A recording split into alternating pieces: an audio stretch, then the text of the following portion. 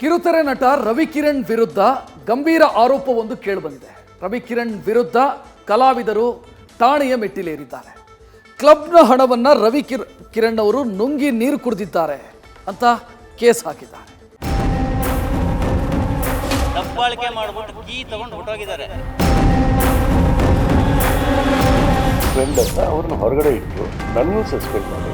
ಇದು totally illegal. Ravikiran ಕಿರುತೆರೆಯ Ravichandran ಎಂದೇ ಖ್ಯಾತಿ ಪಡೆದಿದ್ದಾರೆ.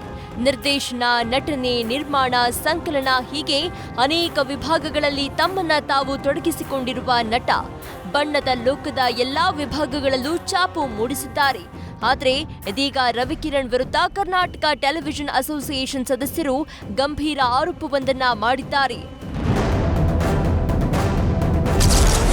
ಕಲಾವಿದರ ಹಣ ನುಂಗಿದ್ರ ಕಿರುತೆರೆ ನಟ ರವಿಕಿರಣ್.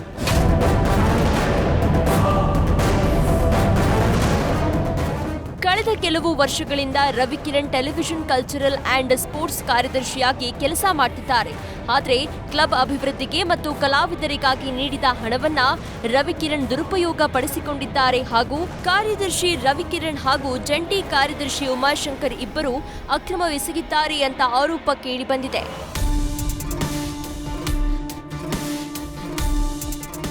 ಕಳೆದ 20 ವರ್ಷದಿಂದ ಕ್ಲಬ್ ಕಲಾವಿದರಿಗಾಗಿ ಕೆಲಸ ಮಾಡ್ತಾ ಇದೆ. ಆದರೆ ರವಿಕಿರಣ್ ಕ್ಲಬ್ ಹಣವನ್ನ ತಮ್ಮ ವೈಯಕ್ತಿಕ ಲಾಭಕ್ಕೆ ಬಳಸುತ್ತಿದ್ದಾರೆ ಅಂತ ಆರೋಪಿಸಲಾಗಿದೆ.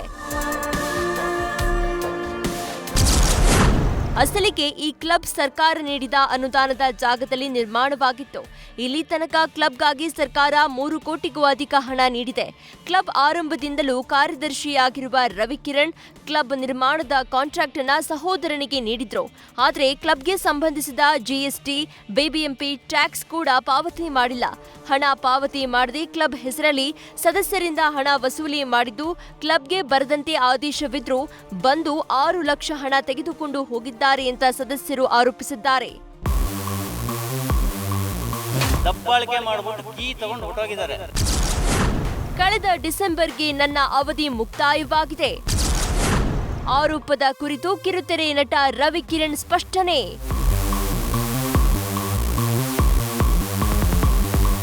ಇನ್ನು ತಮ್ಮ ವಿರುದ್ಧ ಕೇಳಿಬಂದಿರುವ ಆರೋಪಗಳ ಕುರಿತು ಸ್ವತಃ ರವಿಕಿರಣ್ ಸ್ಪಷ್ಟನೆ ಕೊಟ್ಟಿದ್ದಾರೆ. ಕಳೆದ ಡಿಸೆಂಬರ್ಗೆ ನನ್ನ ಅವಧಿ ಮುಕ್ತಾಯವಾಗಿದೆ. ಕೊರೋನಾ ಇದ್ದ ಕಾರಣ ಕಳೆದ 4 ವರ್ಷದಿಂದ ಟ್ಯಾಕ್ಸ್ ಕಟ್ಟಿಲ್ಲ. ಇದು ಕ್ಲಬ್ನ ಖಜಾಂಚಿ ಜವಾಬ್ದಾರಿ, ಅವರು ಕಟ್ಟಬೇಕು ಅಂತ ತಿಳಿಸಿದ್ದಾರೆ. You never use to come because ಅದನ್ನು ಓದಕ್ಕೆ ಬರ್ತಿರ್ಲಿಲ್ಲ. ಯಾವುದೆಷ್ಟು ಪ್ರಾಫಿಟ್ ಅಂಡ್ ಲಾಸ್ ಇರುತ್ತಲ್ಲ, ಹಾಗಾಗಿ ಅವ್ರು ನೋಡಿರ್ಲಿಲ್ಲ. ನಾನೇ ಎಲ್ಲ ಹ್ಯಾಂಡಲ್ ಮಾಡ್ತಾ ಇದ್ದೆ.